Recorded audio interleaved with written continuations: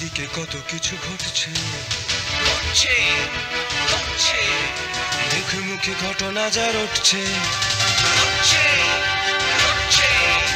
আড়ালে প্রকাশ্যে যা বলছে, তাই নিয়ে ক্যামেরা চলছে, ক্যামেরা চলছে, ক্যামেরা চলছে, ক্যামেরা চলছে।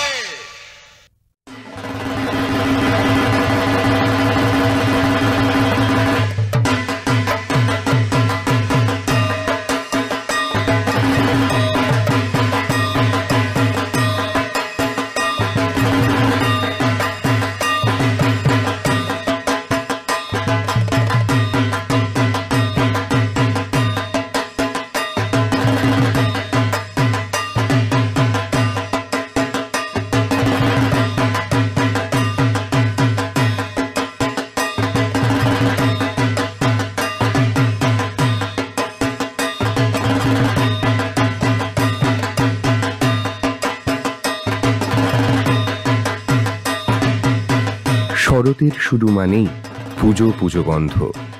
আকাশের নীলে পেঁজা তুলো মেঘে, মাঠ ভরা কাশ ফুলে, শিউলির চীনা রূপে শরতের মেঘ বয়ে আনে শারদিয়ার ঢাকের শব্দ। ধূপের গন্ধ অজান্তেই ছড়িয়ে পড়ে মনের মধ্যে। কিন্তু তার অনেক আগেই তোড়জোড় শুরু বহরমপুরের মণ্ডল বাড়িতে।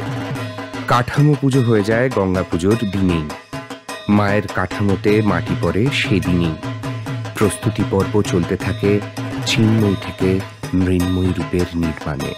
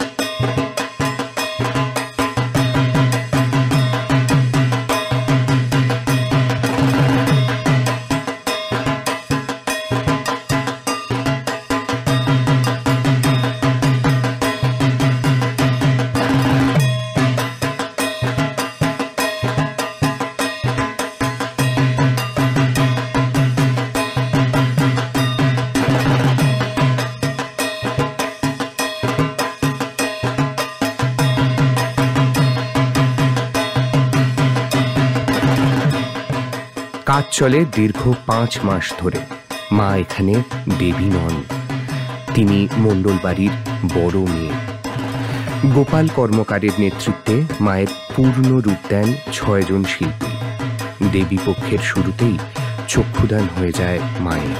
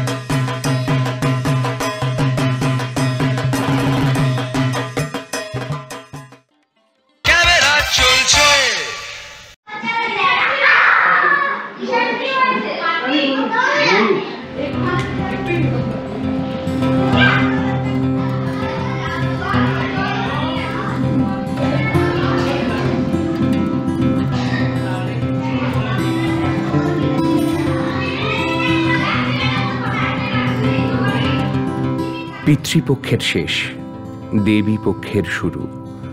মহালয়ার সকালেই বাদ্যি বাজল শারদীয়া উৎসবের। ইডেন টলি ক্যাশকেটসের কচিকাচাদের সাজে ও আমন্ত্রণে। কেউ লক্ষ্মী সরস্বতী, কার্তিক গণেশ, অসুর সিংহ, আবার কেউ সেজেছে স্বয়ং মা দুর্গা। আবাসনের দুয়ারে দুয়ারে তারা পৌঁছে দিল দেবীর আগমনী বার্তা।